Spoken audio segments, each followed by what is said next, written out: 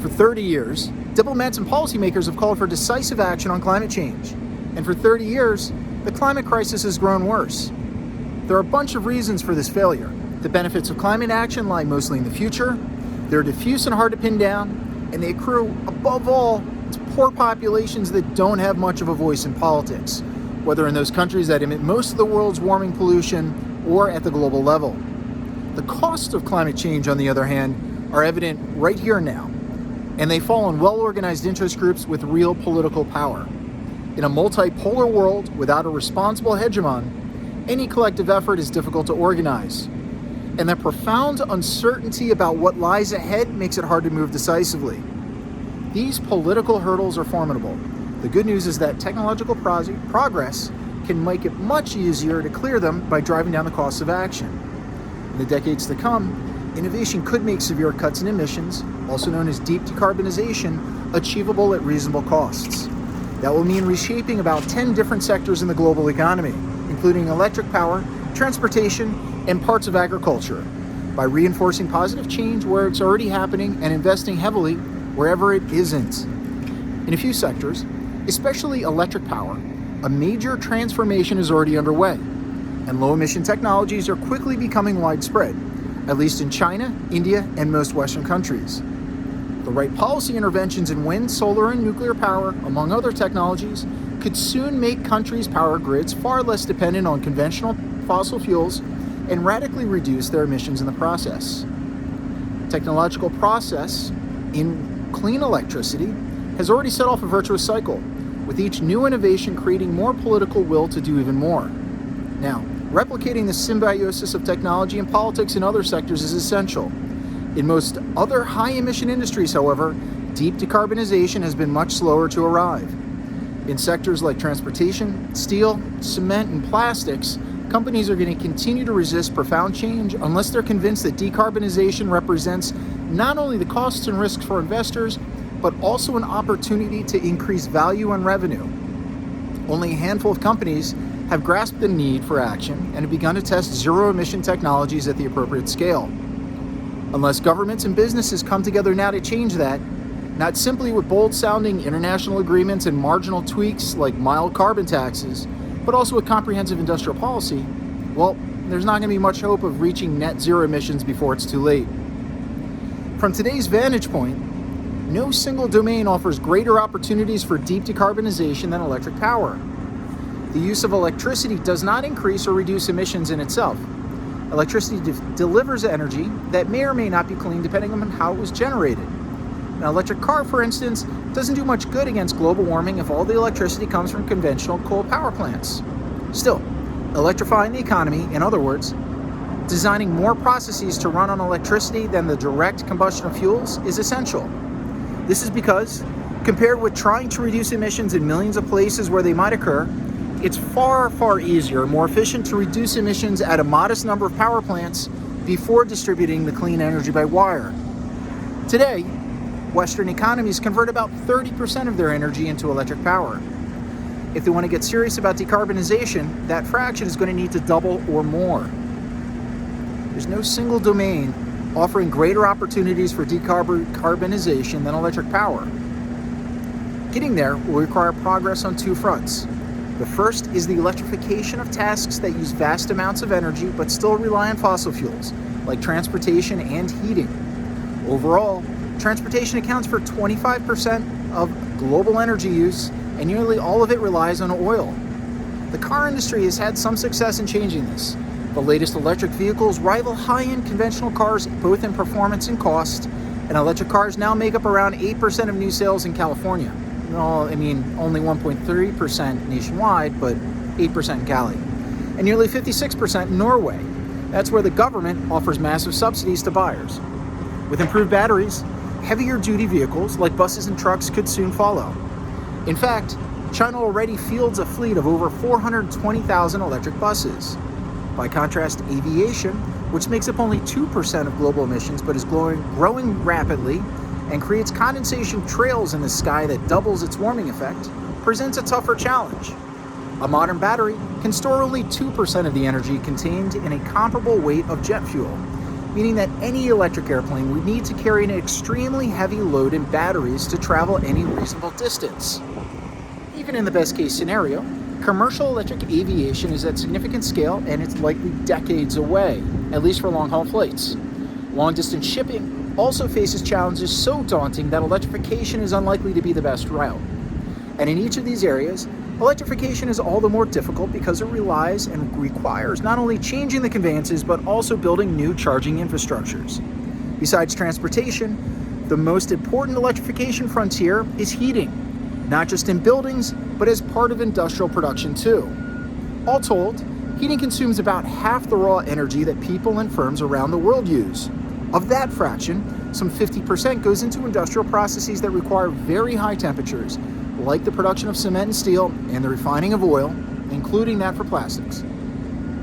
These sectors will continue to rely on fossil fuel combustion for the foreseeable future, since electricity cannot simply match the temperature and flexibility of direct fuel combustion. Yet in other areas, such as low temperature industrial processes and space heating for buildings, electrification is now much more practical. Heat pumps are a case in point. Whereas conventional heaters work by heating up indoor air, heat pumps act like a reversible air conditioner, moving heat or, if necessary, cold air indoors or outdoors, a far more efficient approach. Electrification, of course, will not on its own reduce emissions by much unless the power grid that generates and distributes the electricity gets cleaner too. Ironically, some countries have more modest progress on this front, even as they have doubled down on fossil fuels. China, for instance, has swapped out aging coal plants with newer, more efficient ones, cutting emission rates in the process. The country's most efficient coal power plants now emit less carbon dioxide per unit of electricity than comparable United States plants. Now, the United States, for example, has cut down on its emissions thanks to innovations in horizontal drilling and fracking that have made it economically viable to extract shale gas. In 2005, when the shale gas technology first became commercially relevant, coal accounted for almost half the electricity produced in the United States. Today, coal's share is down to 1/4, with much cleaner and expensive natural gas and renewables making up the difference. In theory, fossil fuels could still become much cleaner, even nearly emission-free.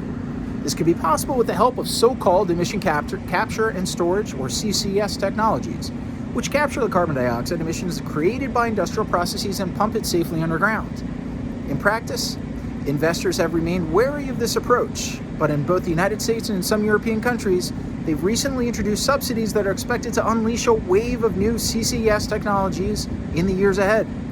One carbon capture and sequestration scheme, currently being tested by a group of engineering and energy firms, completely rethinks the design of power plants, efficiently generating electricity from natural gas while capturing nearly all the carbon dioxide produced in the process at little extra cost. In regions where natural gas is cheap and abundant, this technology could be a game changer. For now, improved fossil fuel technology has amounted to shallow decarbonization. While it's reduced emissions enough to slow the rate of climate change in the United States, emissions from the power sector have dropped by 29% since 2005, thanks mainly to the shale gas revolution and growth of renewables. But it's not enough to stop it. To prevent the world from warming much further, will require more focus on technologies that have essentially zero emissions, like wind, solar, hydroelectric, and nuclear power, in addition to carbon capture and sequestration if it proves commercially scalable. According to the United Nations Intergovernmental Panel on Climate Change, these low-carbon technologies would need to generate 80% of the world's electricity by 2050, up from about 1/3 today, in order to limit warming to 2 degrees Celsius above pre-industrial levels. Renewables, in particular, will play a central role, thanks to decreases in the cost of wind and solar power equipment, and thanks to a mature hydroelectric power industry. Renewable energy already accounts for over 1/4 of global energy production. Nuclear provides like another 10%. In the United States, the cost of electricity from large solar farms has tumbled by 90% since 2009, and wind energy prices have fallen by nearly 70%, and both continue to drop. Despite those plunging costs, the main challenge is no longer to make renewables cheap. Rather, it's to integrate them into the power grid without disruptions. To avoid blackouts, a power grid must align supply and demand at all times. Energy output from wind and solar plants, however, varies with the weather, the season, and the daily rise of the sun. The more a power grid relies on renewables, then, the more the supply will not reach the demand. In the extreme, extra power must be dumped, meaning that valuable capital and land will be used inefficiently. To be less vulnerable to such shocks, utility companies will need to expand the size of their power grids so that each can draw on a larger and more diverse array of energy sources. In order to deal with the excess supply from renewables, a condition that will become more frequent as their share of renewables rises, they must also increase and create incentives for users to vary their demand for power more actively and to find ways to store surplus energy on a much larger scale. Today, nearly all bulk storage capacity takes the form of hydroelectric pumps. These store energy by moving water uphill and recovering about 80% of the power when it flows back down. In the years ahead, soaring demand for electric vehicles will drive down the cost of lithium-ion batteries. These batteries could become an affordable way to store energy at the grid level too. And as the need for storage increases, even cheaper methods may come on the market. The main challenge is no longer to make renewables cheap. Instead, it is to integrate them into the power grid without any disruptions. To better integrate renewables, policymakers can also rely on the strategic use of another zero energy source, nuclear energy, or zero emission source, nuclear energy. Although most efficient when running flat out 24 hours a day, nuclear power plants can operate flexibly to cover the supply gaps from wind and solar power. Some of France's nuclear reactors, for instance, also cycle from about 1/4 to full power and then back again, sometimes twice a day, and they do that to compensate for fluctuations in the supply and demand of renewables. Independent of renewables, nuclear power already contributes massively to cleaner grids. Every year, some 440 operational nuclear reactors account for lower global carbon dioxide emissions of an estimated 1.2 billion metric tons. In the United States, research suggests that keeping most existing nuclear power plants open would be far less expensive than many other policy options. In fact, most countries would do well to expand their nuclear power even further to cut back on their emissions. In the West, however, major expansions are not on the horizon. Public opposition is strong, and the cost of building new reactors is high, in part because countries have built too few reactors to benefit from the standards that would come from repetition and standardization. Yet in other parts of the world, especially China and South Korea, which have more active nuclear power programs, the costs are much lower and public opposition is less pronounced. Moreover, where countries once designed and built their own reactors, today many simply import them. That model can create new risks. The sector's leading exporter today is Russia, a country not renowned for its diligence regarding nuclear safety or the security of nuclear materials. But it also has the potential to make commercial nuclear technology available to many countries that could not develop and deploy it safely on their own. Abu Dubai's purchase of 4 gigantic South Korean-built reactors, the first of which is set to start operating next year, shows the promise of this model. The same approach could work for other countries that currently satisfy their large energy needs with fossil fuels, like Saudi Arabia. When it comes to the precise technological makeup of a future decarbonized economy, expert opinions diverge. Engineers and economists, for the most part, imagine solutions that bundle several approaches, with both carbon capture, sequestration, and nuclear power acting as important complements to renewables. Political scientists, on the other hand, tend to see a bigger role for renewables, one of the few areas in energy policy that usually garners support from across the ideological spectrum, including in the United States. Yet even this rather popular solution can prove divisive. Fierce debates rage over where to locate generators such as wind turbines, including among putative environmentalists who support the technology only if they don't have to look at it. Public opposition to new wind turbines in Norway, even in already industrialized areas, and to offshore wind parks in the eastern United States are harbingers of tough siting fights to come. The same issue arises when it comes to power lines. Making the most of renewables requires longer, more numerous power lines that can move renewable power wherever it will be needed. But public opposition can make such grid expansions a bureaucratic nightmare. In California, for example, the most recent big power line designed to move renewable power where it will be useful, in this case from the sunny desert to San Diego, took a decade to build, even though the technical engineering and construction portion of the project should have consumed no more than 2 years. China, by contrast, has blown past the efforts of the United States and Europe with dozens of ultra-high voltage lines, most of them built in the last decade, crisscrossing the country. Now, political obstacles notwithstanding, expanding electrification of transportation and heat and the production of low-carbon electricity offers the surest path to a clean economy to date. The latest analysis by the Intergovernmental Panel on Climate Change, for instance, suggests that more pervasive use of electricity in the global economy would cover more than half the cuts needed for deep decarbonization. Yet just how a role electrification will ultimately play is hard to predict, in part because its impact will depend on the future trajectory of rival solutions that are only just beginning to emerge and whose potential is impossible to assess precisely. Now, hydrogen in particular could serve much the same function as electricity does now in carrying energy from producers to users, and it offers crucial advantages. It's easier to store, making it ideal for power systems dependent on ever-fluctuating supplies of renewable energy. And it can be burned without producing any new emissions to generate the high levels of heat needed in heavy industry, meaning it could replace on-site fossil fuel combustion in sectors that are hard to electrify. Hydrogen, either in its pure form or mixed with other chemicals, could also serve as liquid fuel to power cars, trucks, ships, and airplanes. A zero-emission economy could integrate the two carriers, electricity and hydrogen, each depending on its suitability for different sectors. The technology needed to turn hydrogen into an energy carrier already exists in principle. One option is to break up or electrolyze water into its constituent elements, hydrogen and oxygen. The hydrogen could then be stored or transported through the natural gas networks that already string across all advanced economies. Once it reaches its user, it would be burned for heat or used as an input for a variety of chemical processes. So far, this approach is too expensive to be viable on a large scale, but growing investment, especially in Europe, is poised to drive down the cost rapidly. Initial tests, including planned networks of hydrogen pipelines outside Stockholm for steel, or Port Arthur in Texas for industrial chemistry, or even the British city of Leeds for residential heat, and it's a side area for several applications, including power generation, and numerous other ventures. These are all soon going to yield more insights into how a real-world hydrogen economy would fare. Now, carbon capture and sequestration is something of a wild card. Some industrial processes produce prodigious and highly concentrated streams of carbon dioxide emissions that should be relatively easy to isolate and capture.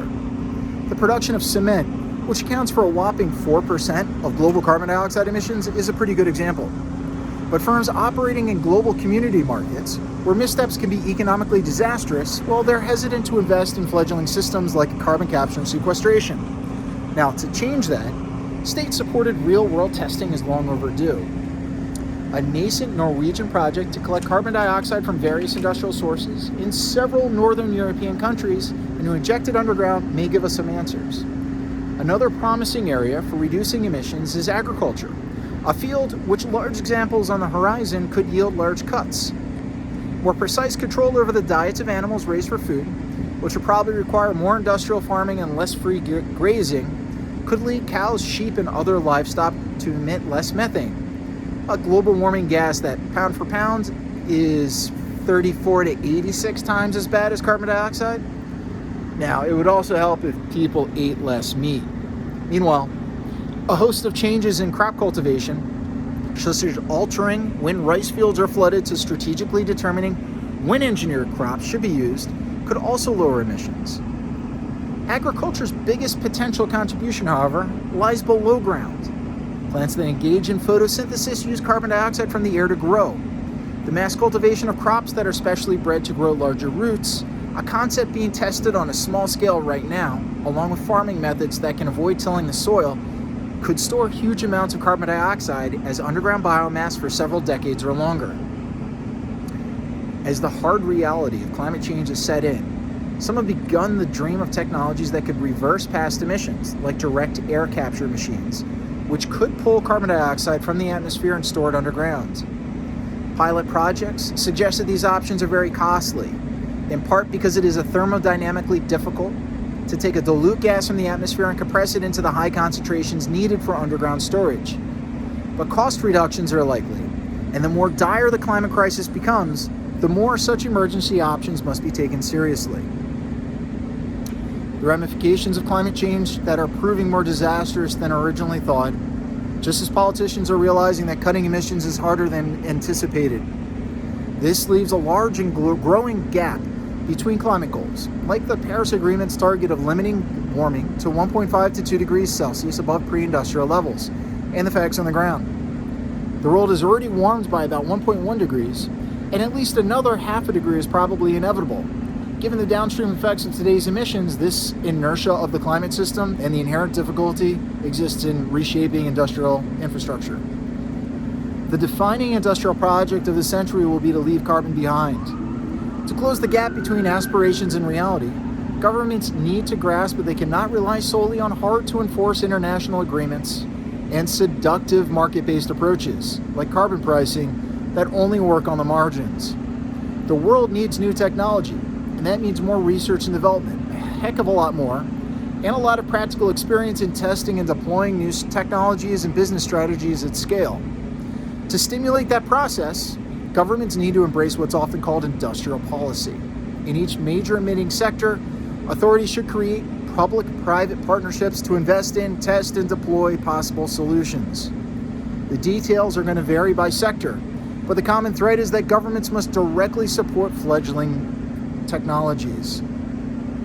That means tax credits, direct grants, and promises to procure pioneering green products, even if they are more expensive than their conventional alternatives. These steps will ensure that new low-emission products in sectors like cement, steel, electricity, plastics, and zero-carbon liquid fuels can find lucrative markets. The need for such government intervention is hard to overstate. Producing steel without emissions, for example, could initially be twice as expensive as producing it in the traditional way, a penalty that really no company operating in a global competitive commodity market is going to accept unless it has direct support in developing the necessary technology, reliable markets through government procurement, and trade protections against dirtier competitors. For now, no major government is taking these steps at a reasonable scale. The much-touted Green New Deal in the United States is still super weak on specifics, and the more concrete it becomes, the harder it may be to form a supportive political coalition around it. Its counterpart, the European New Deal, is further along, yet it also faces political challenges and administrative hurdles. If these schemes focus on making critical industries carbon-free and provide a lot of room for experimentation and learning, they could prove effectual. But if they become Christmas tree proposals, with ornaments for every industrial and societal cause imaginable, then they may collapse under the weight of their cost and poor focus. A bigger supply of new fundamental ideas for decarbonization is essential. On the first day of the 2015 Paris Climate Conference, a group of 24 governments, along with the EU and billionaire philanthropist Bill Gates, pledged to double their spending on clean energy R&D. So far, the group's self-reported data shows that it is 55% of its goal. Independent and more credible assessments suggest that the actual increase is only half of that. Mission Innovation, as the collective is known, has also set up working groups on solutions like carbon capture, sequestration, and hydrogen, but these groups have little capacity to develop and implement a collective research agenda.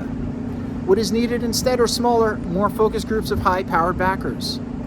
Powerful governments have a part to play, but really not an exhaustive one, considering that some, like the United States, are unreliable, and therefore less important than subnational actors like California or even wealthy philanthropists. Initiatives like Mission Innovation are essential because markets for clean technology are global. 3 decades ago, when diplomatic efforts to combat climate change began, most innovation in heavy industry, including in the energy sector, came from a small number of Western countries. But no longer. When it comes to electric buses and scooters, China is king, with India taking some baby steps. For electric cars, US, Japanese, and European manufacturers are in the lead technologically, but Chinese firms have larger volumes of sales.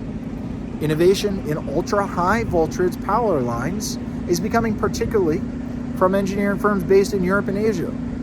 The explosion in China of low-cost production of solar photovoltaics was initially geared to supply the highly subsidized German market. Given this geographic breadth, nationalist trade policies that limit cross-border exchange and investment could easily gum up the works. In particular, The United States should reform its approach to foreign investment in sensitive technologies. Instead of the current review policy, an opaque process managed by the Committee on Foreign Investment in the United States, regulators should follow the small yard, high fence rule that was proposed by former U.S. Defense Secretary Bob Gates. Instead, identify a short list of technologies that are truly sensitive and protect the United States' advantage in those areas while opening the doors to the power of globalization for all others. The great technological transformation of the 19th century was to harness the power of fossil fuels for industrial growth. The 20th century rode the wave of intervention and innovation that followed and inadvertently put the planet on track for massive warming. The defining industrial process and project of this century is going to be how to leave carbon behind.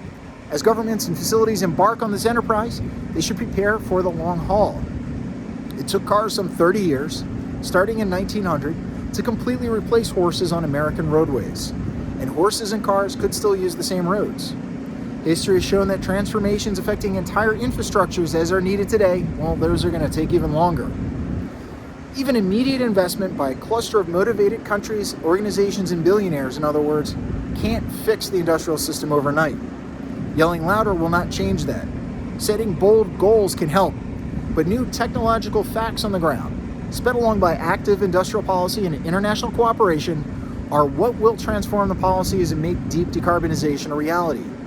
Change will be slower than advocates and scientists would like, but it will accelerate the leaders most willing to act on climate change, stop moralizing, and start seeing the deep decarbonization as a matter of industrial engineering. Take care.